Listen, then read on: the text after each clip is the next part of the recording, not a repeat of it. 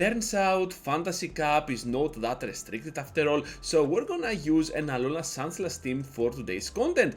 This Pokemon is absolutely insane, especially on the closing part, because most opponents are gonna be left out with either an Azumarill or a Red Steel at the back, and of course our Pokemon here has moves to counter those two as well. So we're looking at a closer that can actually cold break a lot of teams in the meta and can go pretty well even against a Galarian Weezing from the opponent, which is also pretty nice if you ask me, because all of a sudden a lot of trainers tend to use either a Flygon or a Weezing at the back, and Sandslash can absolutely do that work effectively. So as my other two Pokemon here are gonna be indeed two that I just mentioned, Galarian Weezing up in front, Flygon at the back, and trust me when I say this, Flygon as a safe switch for this meta is absolutely insane, and it is afraid only of one thing, and that thing is of course Skarmory. Besides that, you have a lot of play even against fairy types, which is pretty great. At this point, my Sandslash on the battle will guarantee for me the first victory to start of the video, and now let's see what we have up next, because we're using our Weezing on the mirror,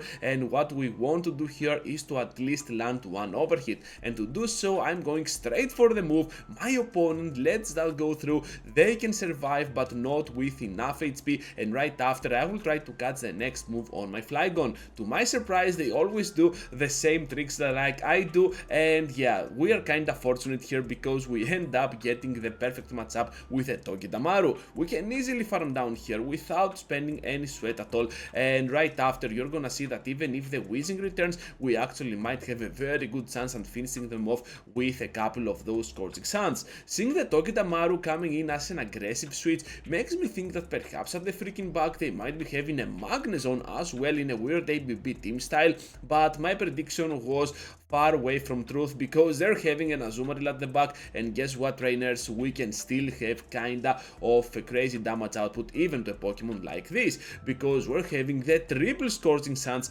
on my opponent's end. Look at that, they also sealed, which is pretty great, and now we can easily get into the fight with our Sandslash.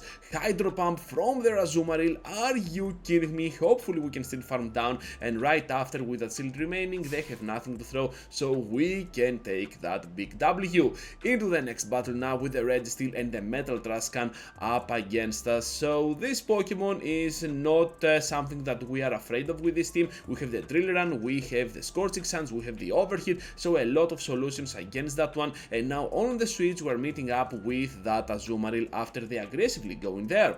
I'm gonna get my hands on a double sludge and then switch out to my Sandslash in a weird effort to try and catch one move, but they end up having no Hydro Pump at all, which is also pretty great. At this point I'm just let the next move go through, and guess what, trainers, all of a sudden they have the Hydro Pump ready to go, so down I go here in a very miserable way, but it doesn't matter because still we got that Flygon, which without that Azumarill we might be in a very good position. So that is definitely not a Scorching Suns, but yeah, oh my goodness, it is. Outplayed myself once again. Every now and then that happens because I totally miscount things over here. I thought they did only 4, but instead they did 6. Anyways, leave that aside. We almost fall down here to that Flygon, but guess what? We have the shield up for our own Flygon, and we can easily farm down in the process here. And even though now they can return to the fight with Red Steel, they have to sacrifice that final shield for sure, while my next Scorching Suns is still charging up. So here comes out the Focus Blast, big damage output, but still we can somehow survive over here. Here comes now my next Scorching Suns from big time damage, they can absolutely survive, and the Dragon Claw now to make them almost to no HP, and right after we can still reach to the Sludge, which is already enough for my 1 HP Weezing, and we can get that very close victory in a weird team strategy that absolutely pays off in the end. Now against Magnezone, you definitely do not want to stay long here. You should try and catch at some point on your Flygon, because the backline can do much more work with a simple ground type charge attack up against that Magnezone. So eventually we're just gonna switch out to the Flygon, but of course they know better and they are not gonna fall for this trap. We end up blocking here. Was that an Ice Beam? I think so, I did not see that correctly, and now we're having Scorching Suns on that Azumarill. Attack fell on that Pokemon, and one more to guarantee guarantee the knockout against the fairy type. This is what I was talking about. That Flygon is absolutely insane, super safe for the meta, and can get victories even against those fairy types, which is absolutely very good. So here comes now an overhit from their Weezing to mine, and now on the switch we're just gonna throw our own overhit. Down goes their final shield, and now all we have to do is to finish off this Pokemon as soon as we can. However, they are charged up in energy, so here comes the first move. Hopefully it ends up being just a mirror shot, and right after, if we can block correctly here the wild charge, which we can still reach to the drill run before they reach to another wild charge, and our Sandslash will just destroy it down the Magnet Zone. Now at the back they are left with the Weezing. We managed to catch on the Flygon the big overhit. Are you kidding me? And of course right after they're just gonna back out from this battle. Now up against this Turtonator, we need to stay in, okay, and go for those sludges. If you have a play rough, you still cannot finish off this Pokemon in one shot, I believe, but still you can do much more work, but you need sludge for those fairy types, so we're just gonna keep that on this individual matchup. So those Incinerates are gonna add up in damage so much, and still they have Flamethrower, which means that perhaps they do not even run Overhit, or they do not run that Dragon Pulse at all. We will never learn, but still we have that Flygon which can easily finish off Turtonator right on time before they reach to the next move. I'm telling you, Flygon is an absolute beast for the meta, so we have to respect the damage from whatever comes off from this Azumarill, and since they are getting their hands on the player off, makes me think that perhaps now they have Hydro Pump on their Azumarill. We managed to get the debuff on their end. Now we're switching out to our Sandslash. They get to the player off, absolutely wonderful here, and right after we're expecting them to reach to that Hydro Pump, so instead we're just gonna throw here the earlier Drill Run to almost finish them off. They can survive, which is pretty great for them, but since they want to stay in here, makes me think that at the back they're kinda weak to my Sandslash, and guess what? They have a Slurpuff. So here comes out the Drill Run after we have overfarmed a lot, and another one to almost finish off that weird looking Pokemon. Look at the Drill Run, absolutely insane, and the weird combo. We managed to get the victory with that Draco Meteor worth of typings out of the sky, and yeah, we're just gonna take it anyways.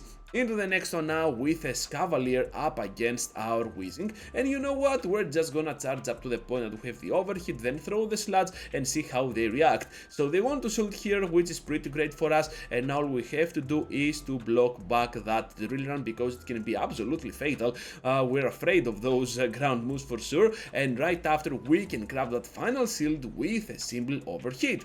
So I'm just gonna sacrifice 2 shields here and expect the unexpected by them switching out to their Azumarill, so that's why I did not throw at all. Instead of going here for my sludge, I will just switch out to that Sandslash because I have so much energy to spare with my Weezing, and I'm feeling pretty comfortable by getting even the Hydro Pump on my end. It ends up that this Azumarill doesn't even have Hydro Pump on their side, which is also pretty great for me because now all they can do is throw resisted moves, and at this point we might fall short to that Azumarill, but it still doesn't matter a lot. Oh no, we're not gonna fall short. Drill Run is coming up, which means that they can faint after this one, and of course Scavalier will follow up. Here comes out the overhit in a weird attempt to one-shot down this amazing Scavalier. Hello Scavalier, goodbye Scavalier, and another goodbye will be by the Metal Trash Can, which was their closer. And from a closer into the final one, we're gonna meet a Registeel up in front. So you know what? Let's go for the overhit. Let's see how much damage we can do. Not enough because they shielded, but still they are on a very weird position that they cannot switch out yet. First they will throw the Zap Cannon, and right after I saw the Zap Cannon, makes me think that perhaps Ganeto, you need to switch out to the Flygon, okay? You need to aggressively draw out of there the Azumarill, so with Weezing getting super low, you do not want to have a weird incident where a simple Hydro Pump can finish off your Sandslash, right Ganeto? Right Ganeto. So here comes now the Scorching Sands on their end, and of course on the CMP we will push them to fall down to that zero shield scenario. This is absolutely awesome for us because now by blocking here we can absolutely gather a lot of energy in the process. Now Registeel goes in. I was hoping that I could get to another big move, but I cannot. That was a total miscalculation from my end, and now we are in a pickle because Overheat here will connect. Sandslash goes in. We can hopefully farm down. That was super close to a Focus Blast, and now let's see how they want to react.